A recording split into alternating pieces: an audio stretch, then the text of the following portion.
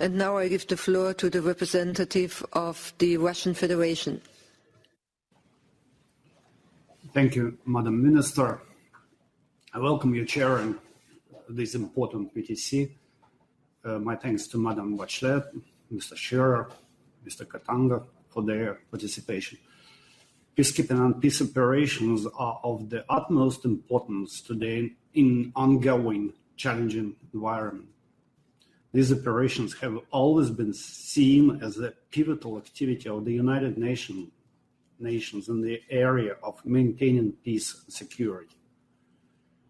We pay tribute to the courage of more than 100,000 UN civilian, military, and police personnel who are currently serving worldwide on behalf of the international community to protect peace and international law. We appreciate personal efforts of the Secretary General Antonio Guterres that he takes to ensure effective functioning of peacekeeping operations.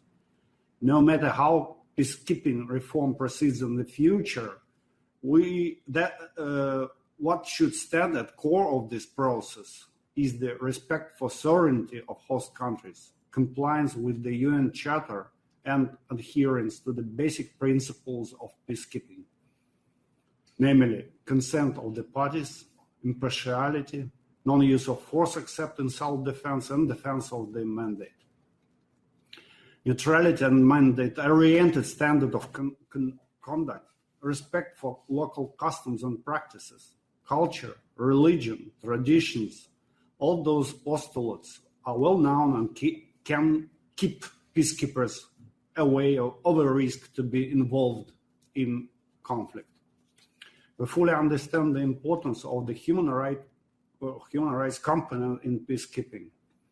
Unfortunately, the topic of human rights has been extremely politicized. This is detrimental for trust of international community in UN human rights machinery and human rights as a whole.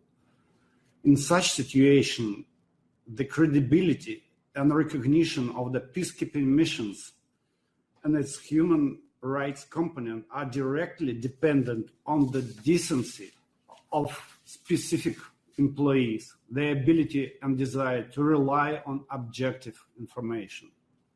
Security Council is not a human rights body.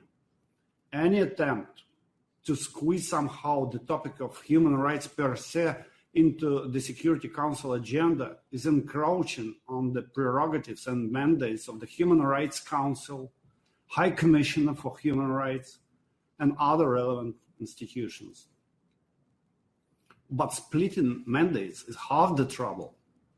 More concerning are attempts to use human rights as an instrument for exerting political and military pressure on other countries. We know examples of interventions for the sake of human rights and their devastating consequences.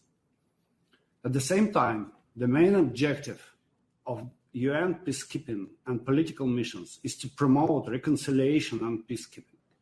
Other tasks are auxiliary, including human rights component of mandates. They are designed to contribute to the achievement of the main goal and should not replace the priority areas of peace operations. It is necessary to carefully and responsibly approach the implementation of the human rights component in the activities of various United Nations structures, avoiding duplication of their functions. Excessive emphasis on human rights issues at the expense of other problems facing the international community today inevitably leads to an overload of the entire system and decrease in the efficiency of its work. Prevention and settlement of armed conflict are the main drivers for preventing human rights abuses and not vice versa. Human rights violations are not the cause of the conflict, but their consequence. The best contribution that the Security Council could make to protect human rights is that of working effectively on the main task to safeguard international peace and security in accordance with the Council's mandate and the United Nations Charter. I thank you very much. Thank you for this